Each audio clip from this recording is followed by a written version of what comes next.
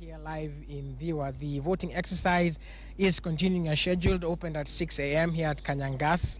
I had a problem saying that name earlier. I misrepresented. It's actually Kanyangas. This is where we are, and this is where the voting is taking place. As I said earlier, this place has about 332 registered voters, and the entire Ndhiwa constituency area is about 48,691 registered voters. The ODM candidate, Agostino Neto, has cast his ballot. We were able to capture that, and we are going to play that to you right now.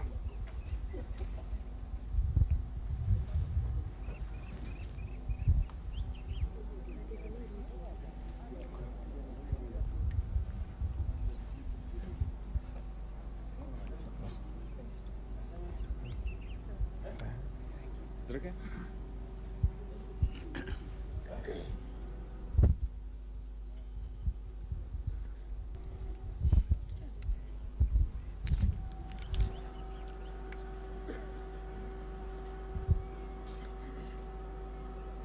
Stand by.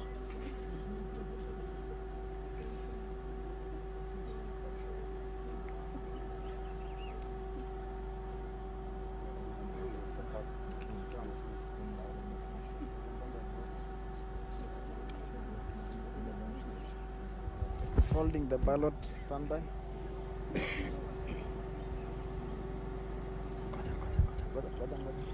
Paka apakwe rangi. Paka enda apake rangi.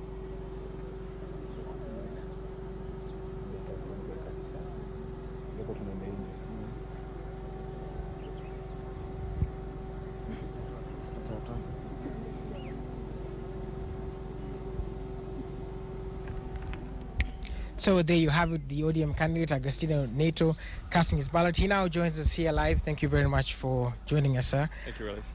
Probably the first question would be the entire process before it began. Yesterday we spoke to the IEBC Commissioner, Mohammed Alawi. He said he was able to meet with you people even before you started the campaigns, and you followed the campaign procedures to the latter, all candidates involved. Perhaps your view on how the IEBC has handled this entire campaign up to this moment.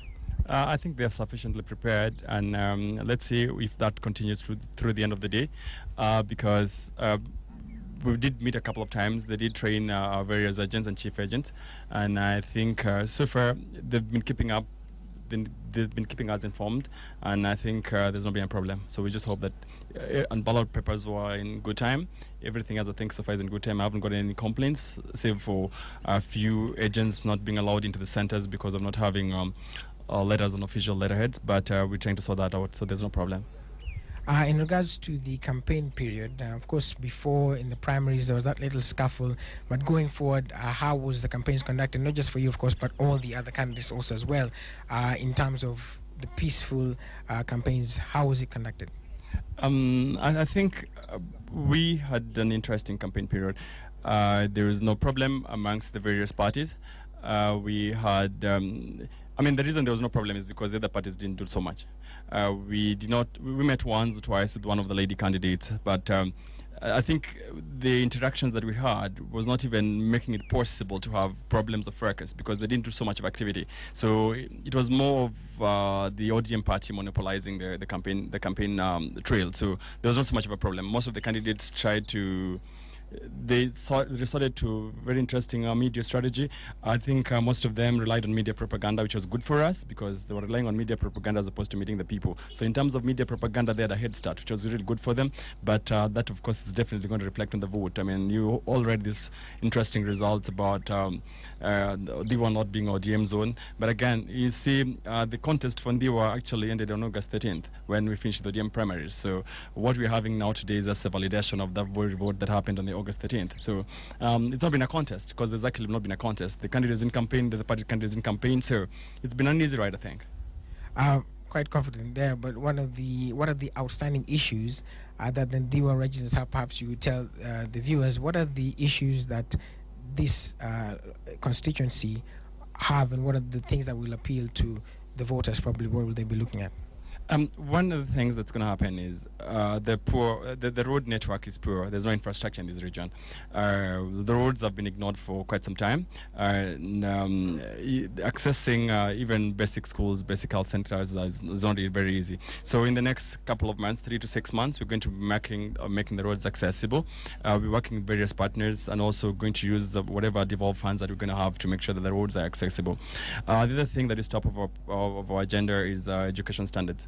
And if you've been following Ndhiwa closely, one of the things that has been happening is we've been on the media for wrong reasons when it comes to education. I mean, we've had the highest number of adolescent girl pregnancies in primary schools. So what we've done in the past couple of 2 or 3 weeks of our campaign is to meet with education stakeholders, had a meeting with head teachers and principals of various schools just to plan how we can make the results 2012 KCPE and 2013 KCSE slightly better than what they've been in the past few years. So I really think there we're on top of things. The soonest we get elected today, we get sworn into our office in the next week, I think we'll be moving up first to make sure that the results are best, because then we've planned in terms of what we're going to do with the teachers, in terms of there's various incentives we put in place and various mock trials and things to put in place in terms of meeting the teachers constantly just to boost the morale to give us a good result. The other thing is Ndhiwa is agriculturally rich. If you've worked here, if you've traveled here, we're agriculturally rich, but we still rely on relief food. So that is something that means because of the lack of leadership that there was, the farmers have not been able to maximize their output. So we're going to be doing agricultural extension work over the next 3-5 months to make sure that the farmers really produce the very best. We're going to try diverse things like horticulture so that the farmers can really make sure that they earn some more money. Lastly, healthcare is going to be top of our agenda, because then the healthcare centers that are here have either been ignored or they've never been medication. Ndhiwa District Hospital, that is supposed to be like the referral hospital in the district, has been ignored for quite some time. We're going to work with the Ministry of Health and various development partners to make sure that it's up to speed and so that it's a referral hospital, and we are to augment the services of the various health centers. Also, there are about 2 other candidates who are here. The question, of course, is if you win, you probably told us what you do. What if you lose? Are you willing to work with the other candidates as well? Well, as I told you that the election was finished on August 13th, so I think there's no question of losing, because if you notice, the other candidates have not put in any fight. Campaign is about trying to go out to get the vote. They have not gone out to get the vote, so it will be interesting to see them win, because there's not been any effort to win. So how can someone who's not been an effort to win? I mean, that would be questionable. And you know, one of the things they're relying on, they were hoping to buy votes, and we stopped them in their tracks. So far, we have had 4 arrests made. They were gotten with stashes of money, half of them at Ndhiwa police station.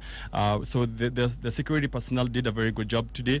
I mean, in the middle of the night, we've been on call the whole time, trailing them, because they were doing small barrages all over the place, buying votes, but that we stopped. And we know the key centers where they most likely will be bringing the voters to vote for them. We'll stop them there, and so we can be so sure come 8 p.m. tonight, it's going to be a huge win for us, and we're so confident about that.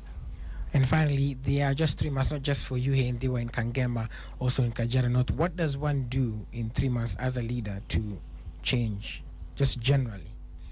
For us, first is to, Ndhiwa has never known another member of parliament for 18 years. So first, I think the constituents are going to be in shock. First, to have a new member of parliament in 18 years. You have children who do not know another member of parliament, save the one who passed on. So first is to put up structures.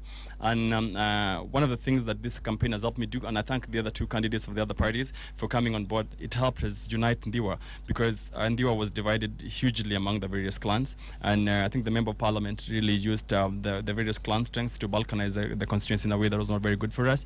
But what we've done with a couple of aspirants, 10 or 11 of them were supporting me in this particular campaign, is we've moved together, agreed that we need to show the face of team leadership in Ndhiwa. So I'm going to work with my co-aspirants, 11 of them, just to see how best can we manage these constituencies. I actually have promised the constituents that for the first time they have a constituency that is run by 11 members of parliament. I'm just going to be the team leader. So I really have a beautiful team that I'm going to work with. So in terms of moving forward, these 3-5 months are going to be used to put up structures in place. We're just going to foment a strategic plan of sorts. So the things we're going to be mitigating in the short term, the things that we must do, like making roads accessible, making sure that education gets back on form. But then, of course, we have to have a long-term strategy in terms of putting up the basic foundation, because really there's no foundation for anything in this particular place. Nothing actually works. All systems have almost collapsed. The CDF devolved system, there's a lot of corruption there. healthcare systems are insignificant. Unemployment is really high there. So we're going to try to do a lot of vocational things in the short term, and also look in terms of long-term strategies, because definitely I'm so sure again that if the voters see what we're going to do in the next 5-6 months, I'm sure they're going to give us a re-election in March 2013. Well, thank you very much for joining us. Thank you, and all the best. Well, there you have it, viewers, and of course, Mukazi back in studio, the ODM candidate, Agostina Neto there, pretty confident, but of course, as it says, we really wait for the results, the provisional results that will be relayed to us at the tallying center here in Ndhiwa. Just to bring you up to speed, Mukazi, you heard there were also some allegations that were made of buying votes and rigging here and there, but we spoke to the IEBC chair, the IEBC commissioner yesterday, Mohammed Alawi. He was able to tell us that should anyone be caught doing any practicing anything that would be deemed as a voting irregularity, they will be, of course, brought to book. Also, security has been beefed up in this area. There are about 330 officers that have been deployed in every polling station. There are other additional 30 that are going around the constituency, and 20 others who are on call in case of anything. So in terms of security, they are right, and of course, in terms of the IEBC, just basically telling us that they are going to be able to clamp down on anybody who will be caught engaging in voting irregularities.